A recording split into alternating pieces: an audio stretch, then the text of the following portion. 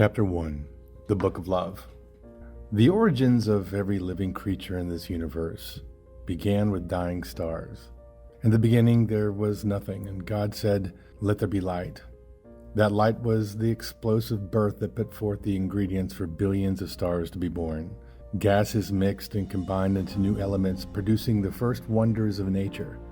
Lights shimmered and more elements combined, compelled through attraction and coincidental journeys, and suddenly there was mass, the first celestial bodies in God's new universe. Mass created gravity, which, in a metaphorical sense, created the first sense of the complex self. This was the birth of stars. What was once scattered pieces bound together through attraction now became whole, each one a singular heavenly body with its own identity and the essence of an individual. There were stars of many sizes and temperaments, those whose lights illuminated entire galaxies and some whose light burned out quickly. Each of these stars, these individuals, was created through attraction, so it makes sense that some continued down a path of attraction. Giant stars would attract smaller ones, and quickly two became one in a marriage of all that they are. However, the identity of the smaller was always lost, engulfed by the grandiosity of the giant. While it was not wholly uncommon, two equal stars would attract each other, dancing in synchronized orbits, giving and taking equally from each other, slowly until their two lights now shone brightly as one. In a remote section of the universe, where darkness had reigned for nearly 30 years, two flickers of light appeared. Their illumination against the background of the darkness was faint, but it was strong enough for each to notice the other. One could easily surmise that being alone in the dark, new to the universe and everything in it, would leave one somewhat between frightened and lonely. For these two young stars, there simply was a feeling of curiosity about the other. For 1,000,000 years, they remained precisely how they were, floating in one place and watching each other. One day, something happened. One of the stars got up the nerve to seize as much energy as he could and created a bright flicker. He was saying hello. The other star became overcome with nervous excitement, which created an enormous amount of energy.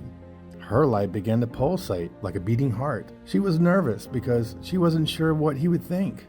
Being the unique star that he was, he could not hide his emotions, and, like her, his excitement converted into energy, and now he too began to pulsate. Now each was thinking, what do we do now? As their excitement continued to grow and to the size of their light. For the next 1,000,000 years, their excitement became nearly unbridled, and what was once just two flickering celestial souls had grown into two full-fledged stars. While it might seem 1,000,000 years is a long time, to stars, 1,000,000 years is like a day, which meant things were moving fast. During the next 1,000,000 years, they learned how to communicate, starting with two pulses in a row, which was their hello. Their language grew more complex, and suddenly they were asking questions of each other. Many they didn't even know the answer to. They found it exciting to learn the answers together. What were their favorite colors? How many other stars could they each count into the depths of space? Was it just them? What were their names? "Hey, Lo," he said to her. "Hi, La," she answered back. "Something feels different." "I feel it too." What they were feeling was the gravity of their attraction. It had become too much for them to be so far apart. What was once a want to be closer had now become a need. Their bodies began to move to the right, but still facing each other. Instead of a straight line, they moved in a circular pattern, and before they knew it, they were dancing. For another 1,000,000 years, they danced and felt overcome with the joy of each other, continuing to have conversations and learning about each other and themselves. "Lo, I'm scared." "Why?" "I never thought about it before today, but could there ever come a day that we aren't together?" She had never thought about it either, and now she, too, was feeling nervous. "Well, why wouldn't we be together? Where would each of us go?" she asked. "I don't know, but I don't want to be apart from you." "I don't want to be apart from you either." Her nervousness turned to fear, and he wanted to ease her mind. "Why don't we make each other a promise?" he suggested. "Tell me what it is, and I will make the promise." "We don't know what will happen, but no matter what, let's promise that we will always find each other if we get separated."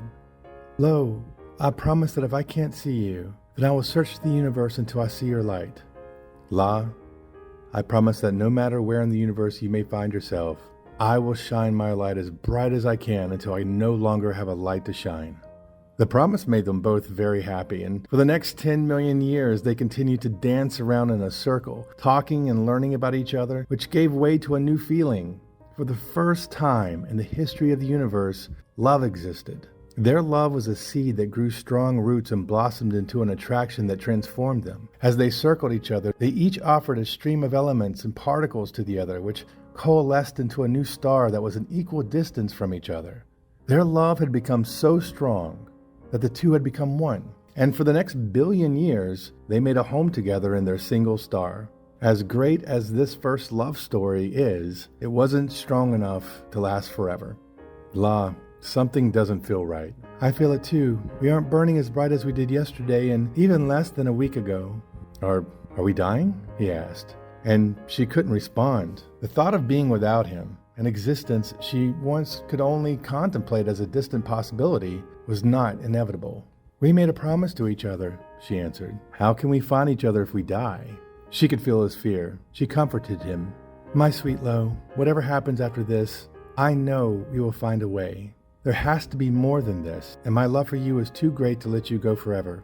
We will find each other." Her words did give him comfort, and for the last million years of their existence, they held each other, giving each other warmth through love as their light continued to shrink. Finally, the gravity of their attraction had become so great that it pulled them together into the tiniest light, and then, similar to the Big Bang, their star exploded. But not before Lo used his dying breath to show her one last act of love. "My love, don't be scared of the dark. I will find our light again and find my way back to you. My love is for today, tomorrow, the day after that, and forever." La and Lo spread across the universe, and only their dust remained. The book of love is long and boring.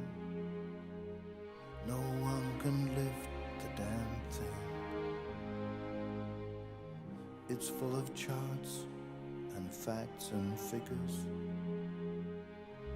and instructions for dancing.